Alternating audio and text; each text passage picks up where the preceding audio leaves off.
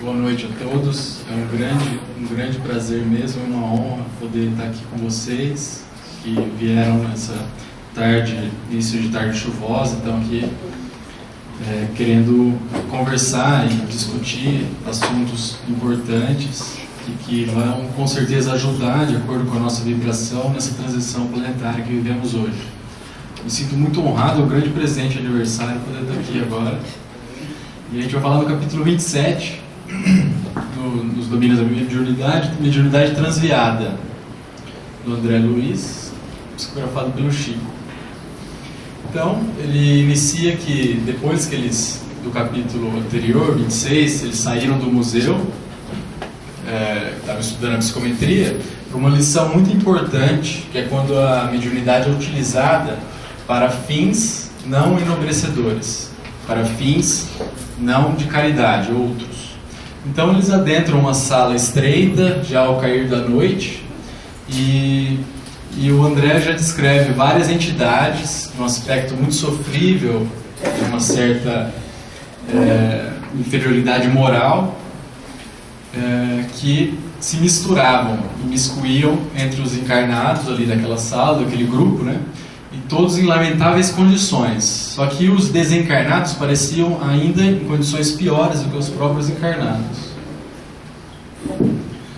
E foram recebidos pelo irmão Cássio, que vem exemplificar que nenhum lugar está abandonado pela misericórdia divina e pelos olhos de Deus e dos seus instrumentos, que podem ser todos nós, os espíritos mais evoluídos, né? O irmão Cássio era o guardião, simpático amigo daquele grupo,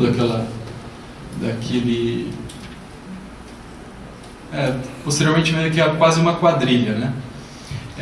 E estava lá para tentar de alguma maneira auxiliá-los, né? E ele demonstrava visivelmente essa superioridade moral em relação aos outros. E eles notaram a solidão espiritual daquele espírito, porque ele não era percebido nem visivelmente, nem pelo pensamento, não se comunicava com os outros, porque os outros, tanto os encarnados e desencarnados, não tinham a capacidade vibratória para entrar em fase com a faixa de vida mental do irmão Cássio. E aí ele acaba desabafando o irmão Cássio para o André, Hilário e o orientador deles, que não conseguia nenhum progresso em relação a orientar aquele grupo, apesar de fazer todos os esforços que estavam à capacidade dele e dos seus auxiliares, né? Ele disse que temos sitiado o Quintino, que é o líder daquele grupo, né? Ele não trabalha mediunicamente, mas é quem lidera, quem toma frente e a iniciativa para tudo funcionar, né? E tem colocado ele, o líder da casa, melhores recursos possíveis. Então, fazia com que ele tinha acesso, pelos acasos e coincidências da vida, digamos assim, a diversas fontes enobrecedoras e esclarecedoras, dando-lhe a chance para perceber onde que ele estava se enfiando, para perceber as consequências do que ele estava fazendo e fazê-lo refletir se ele, pelo livre-arbítrio, entrar em sintonia com esse recurso, né? Então, livros impressos, conversações com pessoas mais instruídas e moralmente mais inteligentes, até podemos dizer assim, mas tudo em vão, porque ele negava e já saía e não refletia. Ele diz que o nosso teimoso amigo ainda não se precatou quanto a essas duras responsabilidades das atividades que eles estão fazendo sob a liderança dele mesmo, né? Sustentando esse grupo dessa natureza. E, na verdade, ele tem uma ideia, né? Porque ele já tinha uma leitura, já tinha um certo conhecimento, mas negando sistematicamente, calando a própria consciência, não dando ouvidos aos seus próprios intuições e ajudas que nós sempre recebemos, ele teimosamente refutava qualquer mudança, né? E como os objetivos, os interesses, os os pensamentos, os sentimentos de todos encarnados e encarnados daquela sala eram todos de interesses próprios, voltados para o próprio egoísmo e orgulho, muito longe da conexão com o Pai, os fluidos eram muito densos e nocivos, era desagradável, o André coloca, né? E aí ele começa a descrever que 2 dos vários médiuns da sala começaram a dar passividade.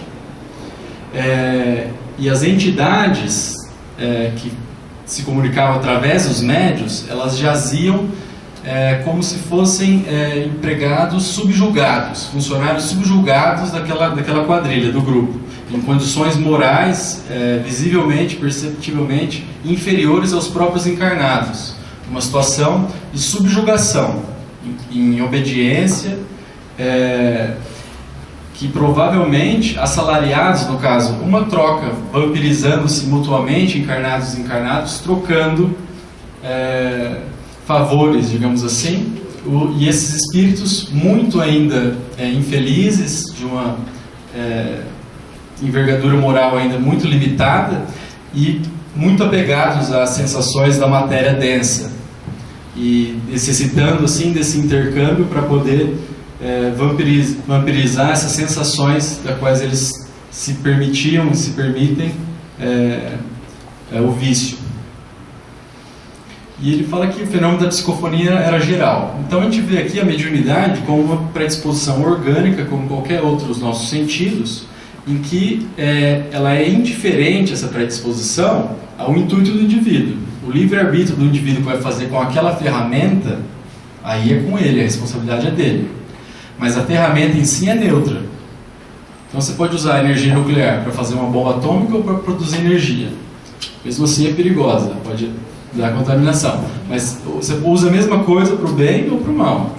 Então a mediunidade nesse caso, ela existia de fato, então a comunicação era real do mundo espiritual para os encarnados da sala, era uma mediunidade real, mas os intuitos eram outros, né?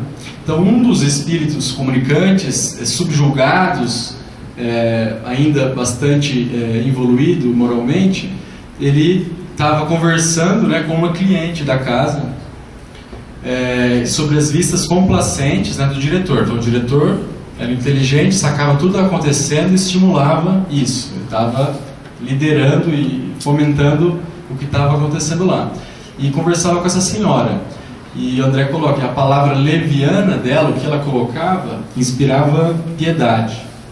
Ela dizia assim: eu tenho necessidade de dinheiro, eu preciso desse dinheiro urgentemente. Faz 4 meses já que ele está sendo acumulado no instituto e eu não, e o instituto me deve, né, eu sou credor deles, e eles não me pagam.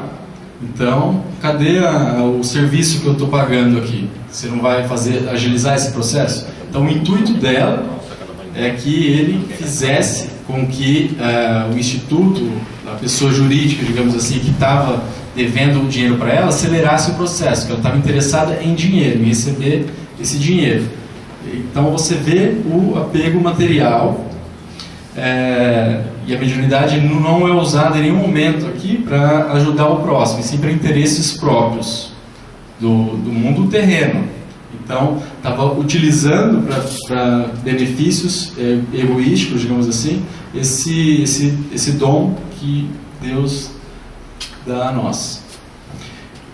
E aí o Raimundo falava assim: espera, vamos trabalhar em seu benefício, né, tentando acalmá-la. E aí ela até sugere a estratégia dele, né, falou assim: vai lá no gabinete do diretor desse instituto, fica rondando lá e instiga ele a levantar o meu processo, priorizar o meu processo, porque eu estou interessado em mim, não quero saber dos outros processos, das outras pessoas, eu quero saber do meu, e aí você vai conseguir corresponder ao que eu quero, ao que eu estou pagando, né? E ela fala assim: você quer o endereço das pessoas que você tem que influenciar?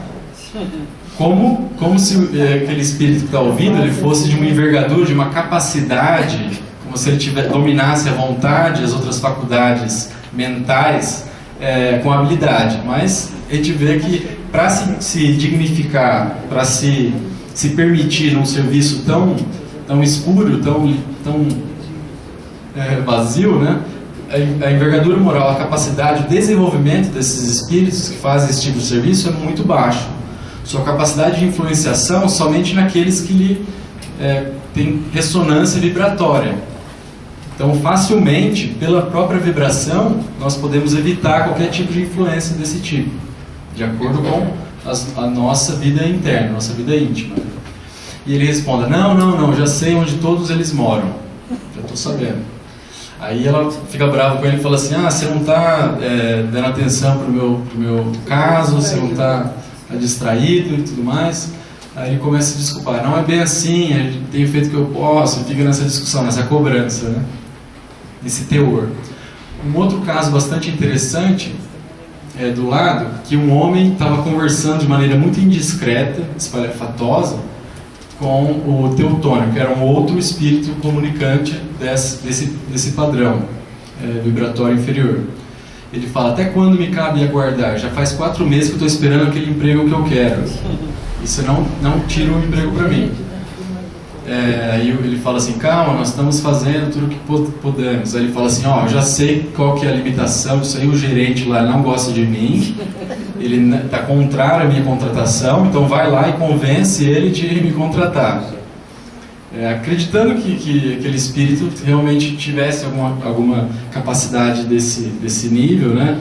Desconhecendo o próprio livre-arbítrio e saindo pela tangente das próprias responsabilidades e usando a mediunidade para fins próprios, sem se preocupar com terceiros, né? Aí outra cliente da casa, né, que sustentava a casa financeiramente, ela fala para o Raimundo, intromete no meio da outra, um cortando o outro, né, naquele furdunço. Ela fala assim: eu sou mãe, eu não me conformo, minha filha está se relacionando com um rapaz de má índole, e eu não quero que ela case com ele, de jeito nenhum. Um homem desbriado, né? Aí ela fala: você não pode afastar esse abutre? Aí nesse momento, o Quintino, eu achei até engraçada essa parte, né? Ele pede a todos para fazerem uma prece em conjunto, encarnados e desencarnados, para fortalecer aqueles espíritos da sala, para que eles fortalecessem, e se fortalecessem, conseguissem prestar aqueles serviços, né? E utilizando desses meios espirituais para fins puramente materiais, de apego, indo no sentido contrário a Deus, servindo a Mamon, com certeza. E André desabafa, ele fala assim: eu já vi quadros obsessivos graves, muitos sofrimentos, mas eu nunca me senti impelido a sentir tanta compaixão como ele está agora, tanta piedade, uma transmutação, uma sublimação de pena, né? Uma capacidade superior de transformar pena em compaixão e vontade de ajudar, né? Porque são pessoas sadias, elas são saudáveis, estão lúcidas, sabem o que elas estão fazendo, têm um nível de conhecimento e mesmo assim utilizam os próprios recursos, a própria vontade, a própria inteligência para esses fins de apego, de aproximação da matéria, ao invés do contrário, né? E usando o intercâmbio com o mundo espiritual num sistema de criminosa exploração, baseados na lei do menor esforço, querendo só o que lhes interessa sem pensar em mais nada. E o que eles colocam é que aquelas entidades espirituais, por elas serem moralmente muito, digamos, atrasadas ou não desenvolvidas, elas viviam quase como um sistema de escravidão, como se elas fossem dependentes químicos, mas dependentes das sensações orgânicas do mundo material inferior, e elas se escravizavam a esse tipo de serviço em função de poder ter essas sensações, porque não conseguiam se libertar ainda. Então, eram quase como uma escravidão espiritual deles. E André até coloca assim: será que esses encarnados que vêm procurar esse tipo de serviço, eles teriam coragem de fazer os mesmos pedidos para outros encarnados, porque lá ninguém ficava sabendo da sociedade, né? E aí eu lembrei de um professor meu que falava algo muito interessante. Ele falava assim: se você tem alguma dúvida se você deve ou não fazer alguma coisa, pensa se você vai contar tranquilamente para todo mundo o que está fazendo. Se não der para contar, não faça. É bem simples, né? Aí a gente já tem um critério mais objetivo para a nossa consciência. E aí Aulus, o mentor do grupo, começa a explicar, né, que são espíritos preguiçosos, né, os desencarnados estão colhendo, digamos assim, as consequências de sua preguiça, que é não desenvolvimento de capacidades espirituais e, consequentemente, esse apego, essa dependência das sensações inferiores materiais e se permitindo escravizar nessa situação horrível. E os encarnados vivendo na preguiça, na lei do menor esforço, os fins justificam os meios, não importam o que eu vou usar para conseguir meus objetivos, com certeza uma escalada social, não importa quem venha a sofrer por isso, nesse tipo de vibração de intenção, né? E eles vivem nessa vampirização recíproca, né? Que é um produto natural da ignorância viciosa que existiu em todos os tempos da humanidade. E a gente até vê no próprio Velho Testamento, Moisés proibindo qualquer tipo de intercâmbio mediúnico, porque muito provavelmente o intercâmbio mediúnico que existia era desse nível ou pior ainda. Então não existia um intercâmbio mediúnico a fim de caridade, de sublimação, de elevação, mas sim para interesses materiais. E se ele teve que proibir, é porque existia, né? Raciocínio muito simples de fazer. Então ele diz que esses espíritos, eles espreitam essas facilidades, essas vantagens efêmeras, buscando esse tipo de trabalho, né? Se acomodando com indolência nessa cristalização desses caprichos infantis. Eu quero meu emprego agora, eu quero minha dívida agora pagada, pensando somente em si mesmos, nenhum exercício de pensar no outro e em perceber essa interconexão com todas as criaturas vivas, né? E é como se eles buscassem um presente de gelo. Ele vai estar descongelando, eles vão perder uma desinteligência moral. E é interessante que o André e o Hilário ficaram até querelantes do Aulus, perguntando: e aí, como é que eles vão fazer isso para sempre? O que vai ser? Como é que eles vão parar de fazer isso? Como vai ser corrigido esse equívoco tão grande, né? E aí Aulus coloca, ele fala assim: calma. Primeiro o André pergunta assim: eles ficarão impunes, praticarão a mediunidade para fins espúrios eternamente? Aí o Aulus dá uma bronca nele e fala assim: essa pergunta não tem cabimento. Você já tem sabedoria para saber que é óbvio que não vai ser assim, né? E aí ele fala: a dor é o grande ministro da justiça divina. Então, uma hora ou outra, a gente colhe os frutos das sementes que a gente escolhe para plantar. E quem foge ao trabalho sacrificial que está na frente, está enxergando o dever, aquilo que tem que fazer, o sacrifício que tem que fazer, e se recusa e fica usando esses meios espúrios para alguém fazer por ele, e a própria pessoa fica tranquila e não ter que trabalhar em função daquilo que ela percebe que tem que fazer, o dever, vai ser atingido pela dor na retaguarda. Então, uma grande ilusão alimentar qualquer outro tipo de ideia, de vantagem em qualquer tipo de escolha humana. Se a sua escolha que você faz vai prejudicar alguém e vai te levar vantagem agora, amanhã vai ser o inverso.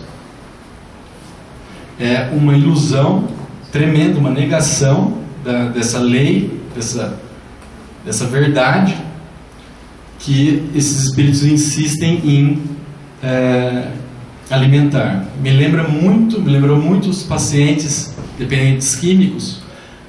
Quase todos, quando vão recair, falam para si mesmos: vai ser só uma pedra de crack, vai ser só um pino de cocaína, vai ser só um copo de cerveja. Mas no fundo eles sabem que eles não conseguem controlar e que vão se afundar de novo.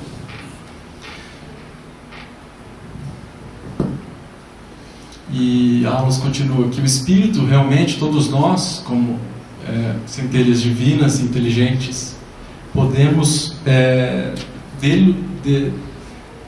delituosamente, através da nossa própria vontade, recusarmos em trabalhar, em fazer algo que a gente percebe que devamos, se mantendo na inação. Contudo, o dia da tormenta que obrigará a nós nos mover, sair dessa inércia, a cada dia chega mais perto, se continuarmos insistindo nessa estratégia. E isso é inevitável, digamos assim. Você está plantando e você vai colher. Se você planta a inércia, vai acontecer alguma coisa que vai te fazer mexer e não vai ser agradável. Porque a lei do progresso que a gente vê no Livro dos Espíritos é algo que a gente não pode fugir.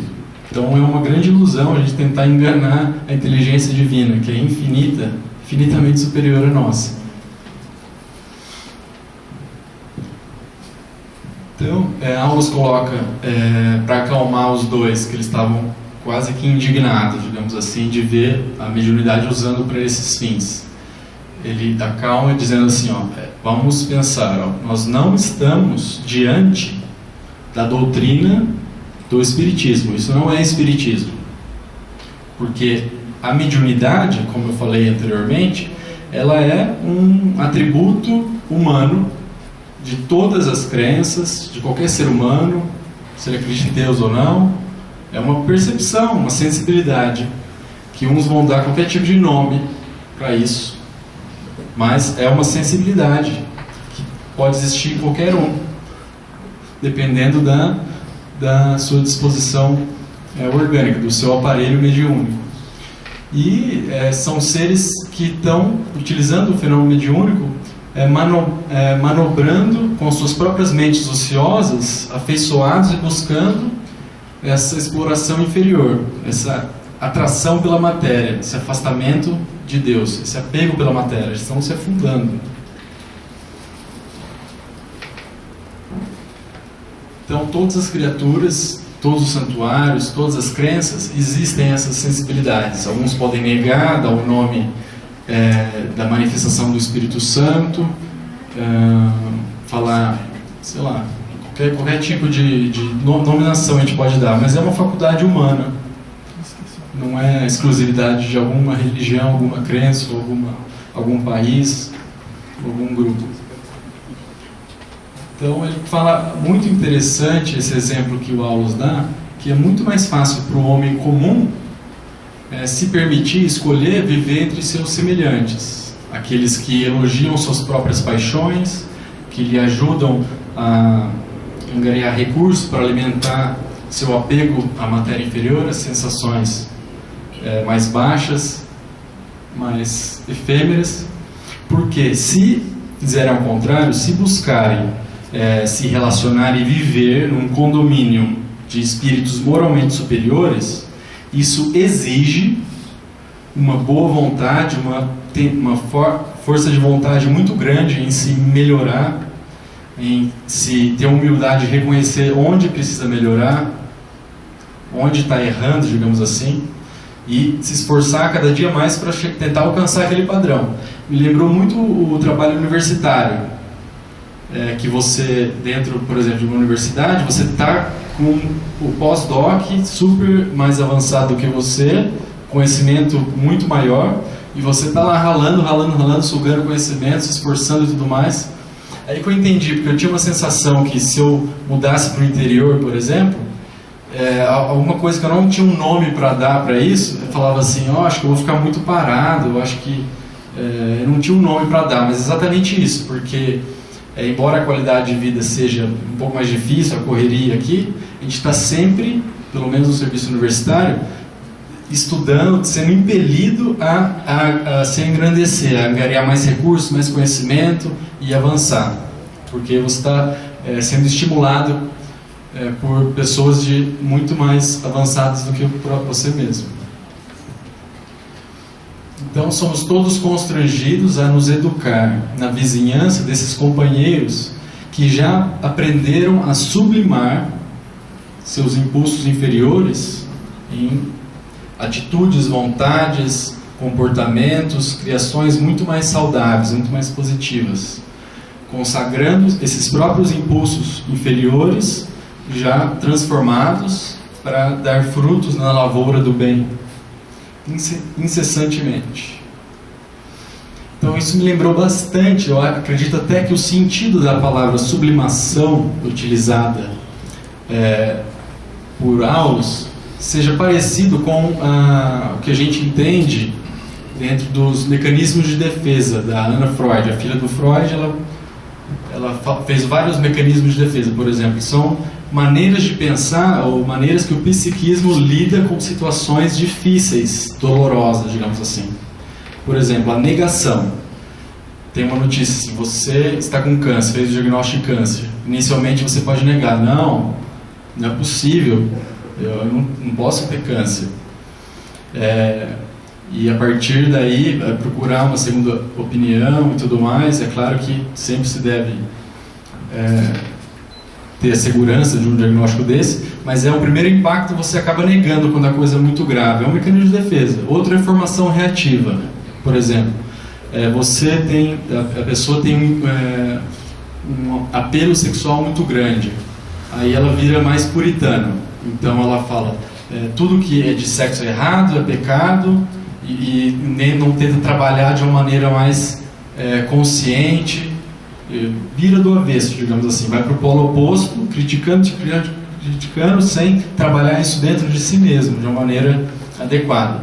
E o melhor, ou pelo menos o que eu mais admiro no mecanismo de defesa, é a própria sublimação, que é a transformação de um impulso interno dentro da sua mente em algo nobre perante a sociedade, perante todos. Então, por exemplo, se você é casado, tem um filho que é atropelado por um motorista bêbado, uma coisa, você pode ir lá e tentar matar o motorista, ou processar ele, querer ferrar com a vida dele. Outra coisa pós-vivenciar esse momento de dor inimaginável, que eu nem consigo imaginar, por exemplo, criar uma ONG ou trabalhar em políticas como da lei seca, por exemplo, estimulando que isso não aconteça para terceiros. Você pega aquela força, aquela energia e coloca em algo produtivo. Por exemplo, o cirurgião. A pessoa tem um instinto violento, muita energia, isso eles têm mesmo, né? Tem que ter isso aí para conseguir sobreviver e se dar bem, né, nessa profissão. Então coloca a própria agressividade em algo nobre. Em vez de fazer mal, de atacar os outros, ele vai curar os outros de uma maneira organizada. E é isso que nós temos que trabalhar. É o único mecanismo de defesa que ele gera coisas boas. Somente boas, né? Sempre boas. Então, o Aulus também coloca que quando nós erramos, nós nos equivocamos, fazemos escolhas infelizes, mas com um interesse genuíno em fazer o bem, em fazer algo bom, nós erramos só que não de propósito, digamos assim. A misericórdia divina, a justiça divina prevê recursos indispensáveis para a gente aprender. Então, vai fazer nós enxergarmos como que deve ser feito, sem sofrimento necessário. Mas, quando porque a caridade, ela é sempre bem-vinda em qualquer tipo, mesmo quando você acaba fazendo uma besteira, né? Agora, se o abuso é deliberado, se a pessoa faz algo sabendo que o outro não vai gostar, vai se dar mal, ele fala: não faltará corrigenda. Ele vai colher algo não agradável, com certeza, porque ele está sabendo o que ele está fazendo e continua fazendo. Ele está extrapolando a própria liberdade e invadindo a autonomia alheia. Está fazendo mal para o outro. E nós estamos todos interconectados. Nós somos um só, de uma maneira atemporal, dizendo assim, se a gente não pensar o tempo que vai levar para a nossa escolha voltar para nós somos um só, numa malha atemporal, pensando dessa maneira. Então, ele vai receber o troco, ação e reação. É uma lei de Deus. E aí, em Mateus, no capítulo 8, versículo 7, ele descreve uma fala de Jesus, muito interessante, que fala assim: ai do mundo por causa dos escândalos, pois há necessidade de virem os escândalos. Contudo, ai daquele pelo qual vem o escândalo. E escândalo, nesse caso, ele quer dizer uma palavra que significa uma armadilha de mola, feita para a pessoa tropeçar e cair. Ou seja, alguma coisa criada pela nossa própria mente que vai prejudicar o outro de propósito. E no mundo de provas e expiações, como a gente está saindo agora, nessa troca de malvadezas, digamos assim, e tem que colher o fruto, é necessário que diversos espíritos sejam agentes dessas atitudes infelizes, dessa troca de experiências a fim de fazer refletir e mudar, né? Mas aqueles que se permitirem ser um instrumento dessa justiça necessária, mas menos feliz, para corrigir os espíritos ainda ignorantes, vai colher as consequências com certeza. E aí, quanto ao futuro daquele grupo, o Aulus coloca que se eles não, ainda quando encarnados, se reajustarem ao bem, o dirigente do grupo, embora ele não seja médio, não faça, mas ele está liderando, fomentando, dando sustentação mental para aquilo acontecer. Ele que faz acontecer aquilo. Além dos próprios médiuns que lhe copiam as mesmas atitudes e intenções, permitindo nesse trâmite inferior, eles serão surpreendidos após o desencarne, que é certo. Se a gente tem uma certeza na vida que a gente vai desencarnar, então é outra auto-enganação, se permitir fazer essas coisas, sabendo que vai desencarnar. Impressionante. Esses espíritos que eles agora escravizam vão lhes questionar, lhes cobrar, né? Lhes reclamar orientação e socorro, que vai ser sofrível pela própria consciência deles quando desencarnarem, vendo essa cobrança, essa reclamação dos espíritos que eles mantiveram escravizados, utilizando-lhes os apegos materiais inferiores para mantê-los a serviço a fim de ganhos monetários. E Aulus coloca também que no grande porvir, nas décadas e séculos vindouros, quando os responsáveis, que são o diretor e os médiuns que se permitem nessa mediunidade transviada, encarnarem, tendo por filhos os próprios desencarnados atuais que são escravizados, vivendo em família, no seio do lar, aí sim vai haver um acerto de contas. Aí vai se equalizar essa exploração que está acontecendo atualmente, que a gente vai colher o que a gente planta, não tem como duvidar disso. E aí o equilíbrio dos débitos que se emaranharam,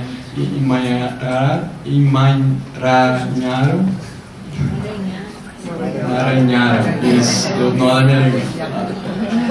Aí sim eles vão acertar as contas.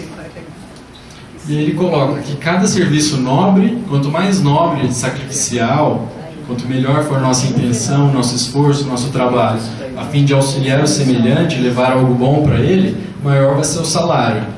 Vai ser a recompensa, vai ser a própria autoestima, vai ser a própria troca de energia vital que a gente vai receber em troca. A saúde, a gente vai estar vibrando em consonância com o Criador. O salário vai ser maior. Quem multiplica os seus tesouros recebe mais tesouros. Mas a cada aventura menos digna que nós nos permitirmos, a gente vai colher o preço correspondente a elas. Não cabe a nós escolher. Então é isso. Esse capítulo é mais curtinho e eu vou precisar de vocês agora para para discutir e conversar, para a gente aprender um pouco mais. Obrigado. Interessante. Eu posso falar até sem microfone que eu falo alto. É interessante essa situação aqui ilustrada. Existe um conto que... Precisa? Então me passe. Eu queria relatar que quando você estava fazendo a leitura, existe um conto que todos podem ver botando no Google, através da internet, chama-se Um Forró no Umbral. Não sei se algumas pessoas já tiveram a oportunidade. Encaixa-se perfeitamente os dirigentes espirituais, né, de uma casa espírita, né, o que eles sofrem, o que eles padecem após o desencarne. Chama-se Um Forró no Umbral, é gratuito, está na internet disponível. É a Sara, lá de Pernambuco. Aproveitar a carona no microfone, né? No filme do Gandhi, que tenta retratar a vida do Gandhi, uma parte muito interessante começa aquela briga de religião entre os hindus e os muçulmanos, e o Gandhi faz a greve de fome porque ele quer a paz, né? O Satyagraha. E aí, no meio disso, vira um hindu como ele e diz: eu não tenho paz. Você falou da sublimação, e aí a lição do Gandhi para ele é: você não tem paz porque mataram o seu filho, então você vai adotar um menino muçulmano, não vai violentá-lo com as suas questões de religião e vai tratá-lo como filho. Eu achei isso um estágio que falta muito para a gente conseguir alcançar, né? Exatamente. Uma vez eu atendi uma senhora que sofria muito com um transtorno que chama transtorno de Tourette, que é aquele tique que as pessoas têm vocais, o mais clássico de saber, a coprolalia, que acaba xingando, falando palavras obscenas involuntariamente, mas pode ser apenas tiques motores, de não conseguir evitar. E além disso, ela tinha inserção na mente dela de imagens sexuais muito inadequadas, com imagens de santos, até com pessoas da própria família. Ela falava: graças a Deus isso não vem com crianças, né? E fazia tratamento, buscava todo tipo de auxílio. Ela só foi conseguir melhorar, sair disso, quando ela foi trabalhar, se dispondo eu falei para ela qualquer tipo de coisa, servir café, limpar o chão, de pessoas, de familiares que tinham sofrido algum tipo de abuso sexual. E foi aí, quando ela botou a energia dela nisso, em aliviar o outro, ela foi aliviada. Percebe como esse emaranhado da unidade que nós somos, quando a gente faz ali, repercute aqui. Isso é muito interessante. Esse forró no umbral é muito bom, graças a Sandra, que eu fiquei sabendo. Nossa, é fascinante. Quem mais? Rafael, aqui atrás. Só lembrando bem disso aí, essa falência dos médiums, no caso, o professor Normando gostava de nos lembrar sempre. Os mensageiros, segundo o livro do André Luiz, tem um capítulo especial para nós. Não que nós estejamos nessa situação, mas é a falência do médium. O que nós deveríamos fazer e não fizemos. Claro, graças a Deus a gente já ultrapassou esse nível. Não é que nunca fizemos isso, mas já ultrapassamos. Só que ainda dentro do momento em que nós nos encontramos, temos algumas falências. Então, sempre que nós nos lembrarmos disso aqui, é sempre bom dar uma olhadinha naquele capítulo dos mensageiros, né? E a lembrança de Jesus no Evangelho: não vim trazer a paz, vim trazer a espada, colocar pai contra filho, mãe contra filha, sogra contra nora. É isso aí, que é o contra o quê? A favor do amor.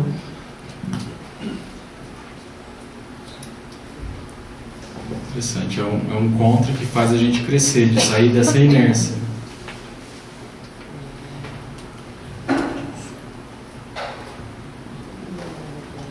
E outra passagem aqui que eu lembro também, que me veio, é que quando Jesus fala que se um olho ou uma mão sua é motivo de escândalo, arrancai-o fora, porque é melhor viver sem um olho ou sem uma mão do que seu corpo todo ser jogado ao inferno, né? Então, se aquela faculdade sua está sendo utilizada para fazer o mal, é melhor você esquecer, como se amputasse aquela habilidade, digamos assim, do que continuar acreditando que a melhor escolha é continuar do jeito que está, com o jeito que as coisas vêm vindo.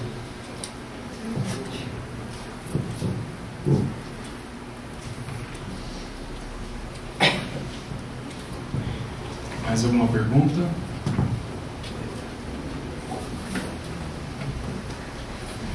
Eu tenho um comentário. Eu penso que a primeira coisa que a gente... É a opinião minha. Eu penso que a primeira coisa para a gente não transviar dentro da mediunidade ou em qualquer outro serviço é o autoconhecimento. É sempre a gente se perguntar por quê. Por que eu estou agindo nessa direção, nesse momento? Eu acho que isso é importante. Porque se a gente não se conhecer, nós nunca vamos saber se estamos errando ou acertando. Então, eu penso que é o primeiro passo.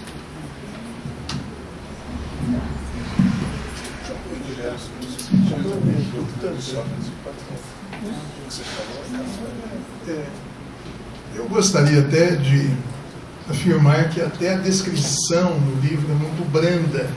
E nós sabemos de pessoas nesse desvio, nesse transvio mediúnico, que chegam a fazer pactos com algumas criaturas para conseguirem benesses. E elas não sabem os laços fluídicos que elas criam com essas entidades. O que ocorre após o desencarne? Essas pessoas estão aguardando, né? Aí pode até inverter a situação. Você pode virar até um escravo delas, em função dos pactos feitos enquanto encarnado e desvio da bênção mediúnica que todos nós somos, né? Fomos agraciados. Aliás, pedimos, né? Rogamos encarecidamente, antes de virmos para cá, esse mandato mediúnico. Então isso é uma coisa que a gente tem que pesar bastante, né? Os médiuns que acabam se perdendo no meio do caminho. E compete a nós também não julgar e atirar pedras. E sim a gente tentar reconduzir esses irmãos que se desviam no meio do caminho para um caminho mais nobre, né? Através do estudo, do conhecimento, né? E do próprio desenvolvimento da sua mediunidade, né? Porque nós somos meros aprendizes, né? Eu estou já desde os 14 anos na mediunidade, eu me considero ainda um pequeno, humilde e aprendiz até hoje. Quanto mais estudo, maior vejo a minha ignorância com relação a isso. É isso que eu queria relatar para vocês. Obrigado. O Hospital da Esperança, administrado pelo pela Maria Modesto Cravo, lá no mundo espiritual, está repleto de médiuns que faliram. Doutor Inácio adora falar sobre isso, gente. Faliram por quê? Por descuido total, simplesmente não querem levar a sério. Eu acho que isso é brincadeira, que nós podemos a qualquer momento fazer o que a gente quer, pode fazer de conta, como é o Brasil que faz de conta com muita coisa, com as suas leis. Mediunidade é uma coisa muito séria. Ou nós levamos para valer, ou para nós assumir responsabilidades maiores. Porque ninguém cai de paraquedas aqui, meus amigos e amigas. A gente está aqui como médico porque nós pedimos, imploramos aos planificadores espirituais para que nós pudéssemos, nesse momento, ser um agente de mudança, colaborar com a transição do planeta. E nós vamos levando, não faz de conta. Não, está chovendo, hoje eu não vou. Tá não sei o que, eu não vou. Hoje eu vou pro happy hour. Gente, na hora que fecha o olho aqui e abre do lado de lá, a vida simplesmente continua, mas num patamar diferente. Nós vamos ter que nos dar conosco mesmo. Vamos assumir essas babaquices que nós estamos vendo aqui. Nós já estamos reencarnando há milhares de vezes aqui e vamos continuar na mesma? Não podemos, gente. A doutora está cansada de falar, é só na pancada que nós vamos mudar. 2019 está aí. Ou mudamos já, ou podemos preparar a nossa matula para ir embora. Para onde? Para o planeta primitivo. Nós vamos regredir? Não, não vamos regredir. Mas com o nosso conhecimento, vamos ajudar a desenvolver aquele planeta. Estamos prontos para isso? Queremos ir embora? Ou vamos dar uma mudança agora para continuar aqui? Está em nossas mãos. Nós aqui não somos diferentes de ninguém. Cabe a cada um de nós, expositores, só alertar. Mas nós fazemos parte do mesmo grupo. Temos que trabalhar com muita vontade as nossas mudanças. Quebrar as cristalizações interiores. Porque senão, meus amigos, amigas, internautas, vamos voltar numa condição pior. Vamos, como eu gosto de brincar, matar feras gigantescas com um pedacinho de pau. Vamos ser um belo jantar de feras em algum planeta. Era isso, gente. Obrigado.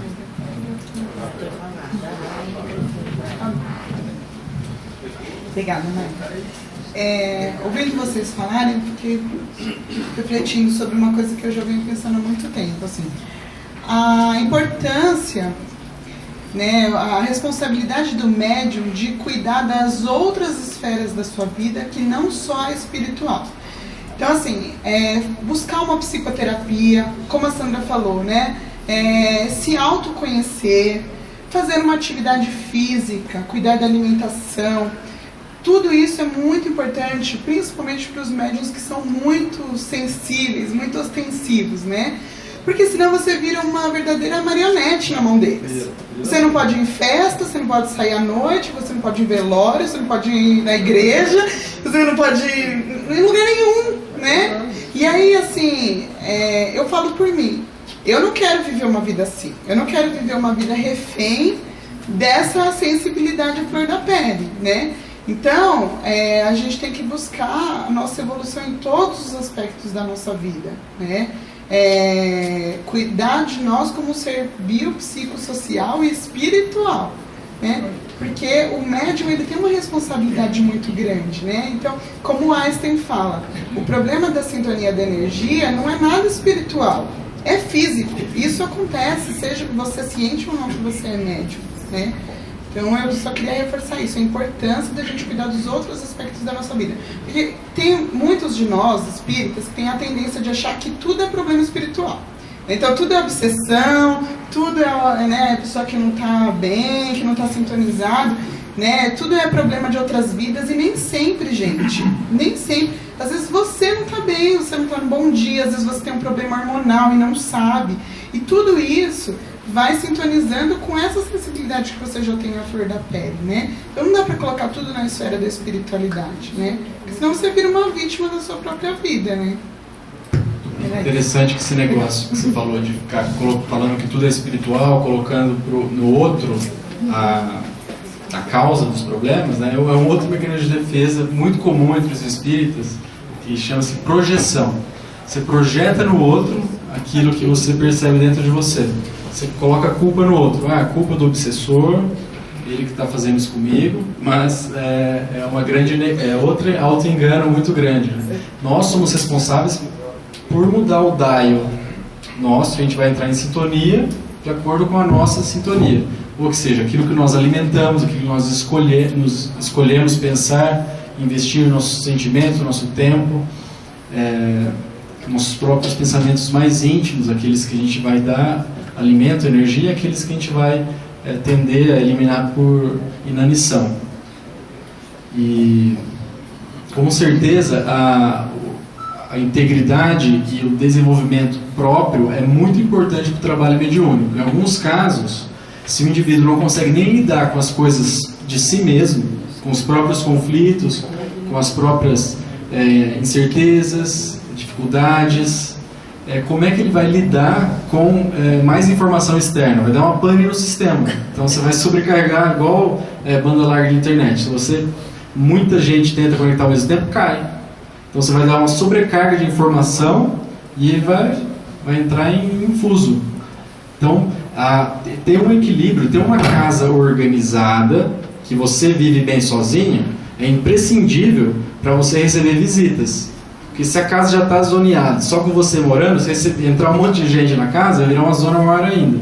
Então, em alguns casos, a mediunidade ela só deve ser estimulada, educada, digamos assim, depois que o indivíduo tenha uma estrutura psíquica, tenha um equilíbrio interno.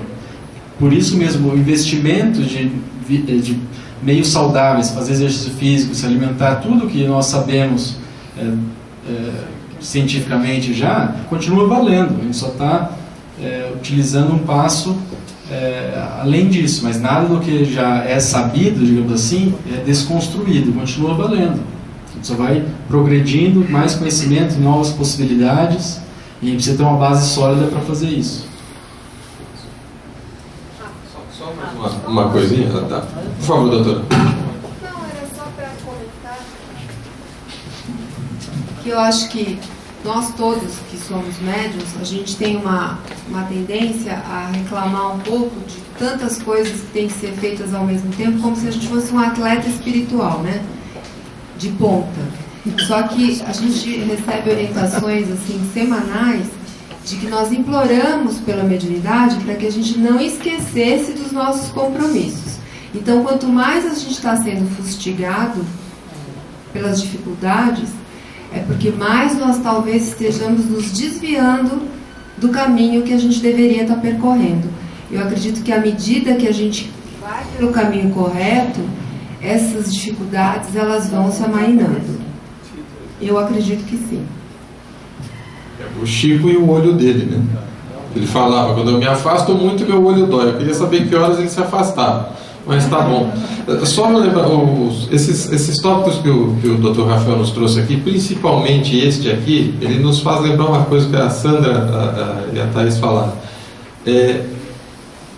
Mediunidade nós temos a toda hora, principalmente no nosso trabalho, porque aquilo que a gente escreve ou faz, nada sai da nossa cabeça, e na Revista Espírita nós temos uma orientação de um espírito que estava aprendendo e ele dizendo que o Kardec era assistido. O Kardec não era médium, mas ele escrevia, e aquilo que ele escrevia era inspiração.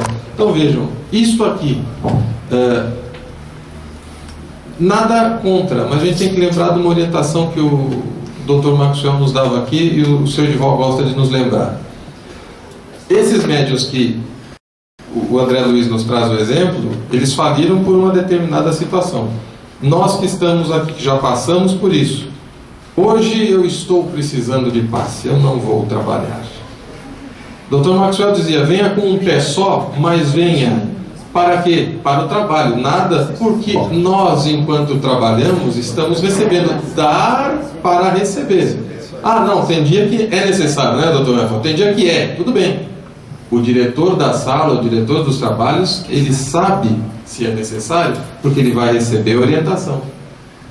Então a gente precisa pensar muito bem nisso. A nossa falência hoje, neste nível do dia a dia, do nosso trabalho, e aqui no centro, quando a gente chega para trabalhar e de repente resolve ou ir embora mais cedo ou receber o passe. Enquanto trabalhamos, recebemos muito mais. Vou deixar o doutor Rafael encerrar a parte dele. Obrigado. Acho que é isso mesmo, a gente já pode nos preparar para o trabalho e pensar, por exemplo. Acho só para concluir uma coisa que vale muito a pena pensar no transviar a mediunidade, ela tem a base em nós mesmos. Então uma das coisas que é muito, muito importante a gente lutar com relação à mediunidade é despersonificar e não valorizarmos mais do que é necessário. Porque o transvio ele vem porque alguém se acha alguma coisa, acha que tem alguma utilidade maior do que efetivamente tem, e isso tanto no ponto positivo também quanto no ponto de uma vitimização. Então eu estou no centro, os meus problemas são maiores, os meus obsessores são mais competentes do que os dos outros, eu sofro muito com isso, e aí a gente se coloca no centro. E quando o Flávio falou do Chico, o que o Chico fez a vida inteira foi criar mecanismos de defesa para que ele não sofresse esse tipo de valorização e personalização, que ele se achasse alguma coisa. Então eu sou o menor dos menores servidores, eu sou um grão, eu sou um cisco, Isso tudo faz com que a gente possa criar mecanismos, porque a hora em que a gente se acha alguma coisa é a porta de entrada para que as coisas aconteçam. Então, isso que a Sandra falou do autoconhecimento também tem uma importância de se colocar no seu lugar. Né? Colocar no seu lugar, sou médium, mas não sou diferente de ninguém, não tenho nada a mais do que ninguém e preciso continuar, como o Chico diz, o cisco, o menor dos servidores, na minha batida. Meus problemas, meus obsessores não são mais difíceis do que os de ninguém. E a gente vai, com isso, criando essas possibilidades de se de distanciar nessa chance de transviar a mediunidade. É o obsessor de si mesmo.